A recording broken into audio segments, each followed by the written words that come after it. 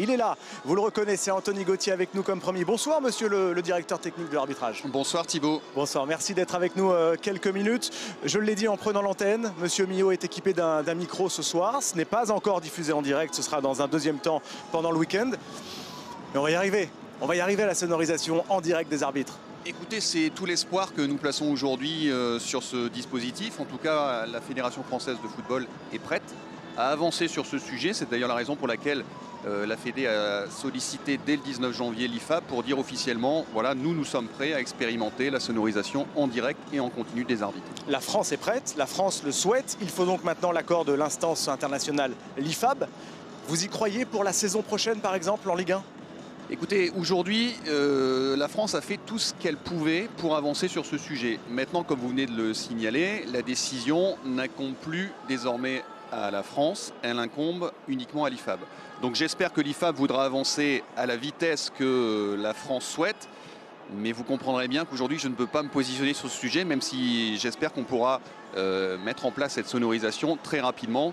Mais bon, je pense que la volonté n'est pas sur le même rythme au niveau de l'IFAB, qui souhaite plutôt être sur une démarche de réflexion, d'expérimentation, avant évidemment de valider ce dispositif. Nous, on est prêts, hein. On est au taquet, Benoît. Le diffuseur, les consultants, les journalistes, on n'a qu'une hâte, c'est que ça arrive, Ben. Oui, bien sûr, je pense que c'est une bonne chose. On a toujours bien discuté ensemble sur le terrain quand on y était tous les deux. Est-ce que vous attendez plus de changements dans l'attitude des joueurs ou des arbitres aussi? Parce que c'est dans les deux sens aussi, justement. Oui, après, très globalement, ça a toujours été assez respectueux sur tous les terrains de Ligue 1. Moi, ce que je vois, c'est surtout une vraie plus-value pédagogique à l'endroit des spectateurs, des téléspectateurs, parce que j'ai envie de dire aujourd'hui, le seul acteur d'une rencontre qu'on n'entend pas et peut-être qu'on ne comprend pas suffisamment, c'est l'arbitre.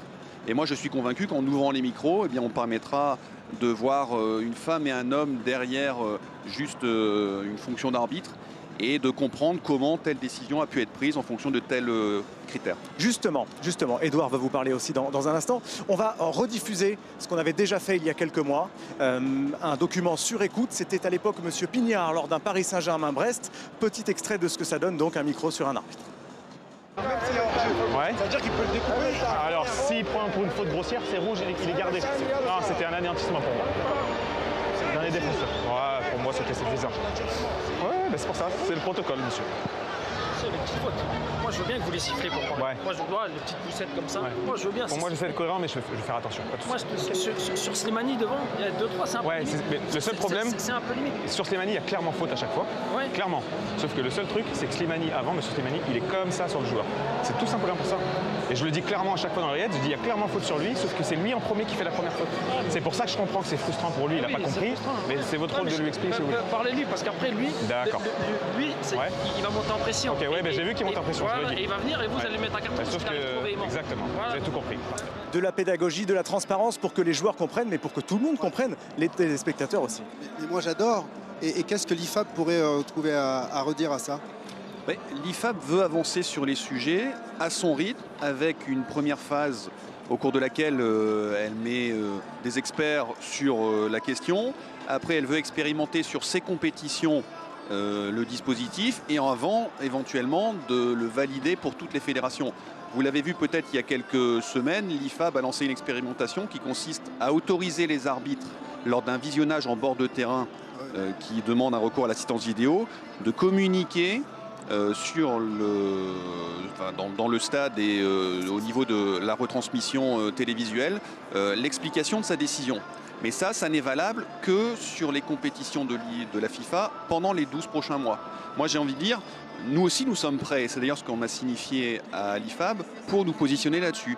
Mais je pense que l'IFAB veut garder la main et mener elle-même son expérimentation avant éventuellement d'autoriser les fédérations à le mettre en œuvre sur ces compétitions. Non, c'est rageant.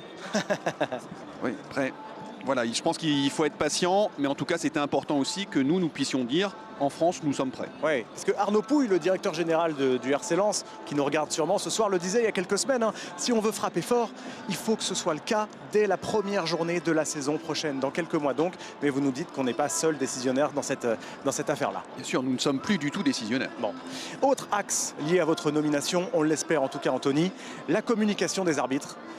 Que à terme, les arbitres puissent venir, après un match, s'exprimer confier, expliquer certains choix notamment. Bien sûr. Alors c'est aussi l'une des démarches que je souhaite porter pour l'arbitrage français en lien avec la commission d'arbitrage de la fédération, c'est de pouvoir ouvrir l'arbitrage.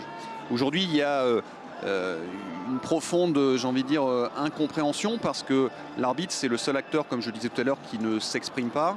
Et à un moment il y a toujours des craintes, des inquiétudes qui sont suscitées du fait de ne pas comprendre nécessairement certaines prises de décision. Oui. Et moi je l'ai également dit il y a quelques minutes, l'arbitrage français n'a rien à cacher.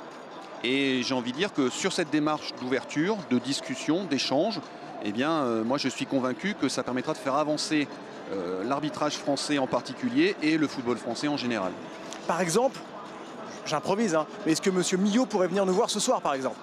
Monsieur Millot, vous avez déjà la chance ce soir de l'avoir de façon sonorisée pendant toute la rencontre, et même avant et même un peu après. Donc je pense que c'est déjà une première avancée.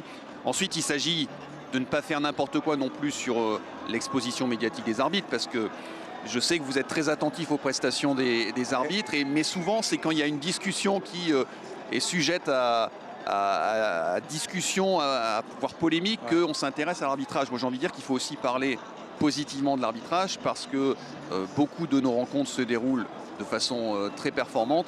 Et c'est aussi ça, je crois, l'un des intérêts d'avancer sur cette démarche, c'est de pouvoir communiquer positivement autour de l'arbitrage. Vous lui avez donné des consignes particulières ce soir, hein, Monsieur Millot? Non, je lui ai simplement dit d'être comme il sait l'être, c'est-à-dire d'être dans l'échange, d'être dans la discussion, et aussi d'être fort comme tous les arbitres doivent l'être sur les éléments incontournables.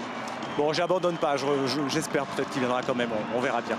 Merci monsieur Anthony Gauthier, monsieur le DTA. Je vous en prie, merci à vous. Merci pour la transparence, je vous laisse poser le micro et filer au vestiaire sous les applaudissements du stade. Ça c'est la classe quand même.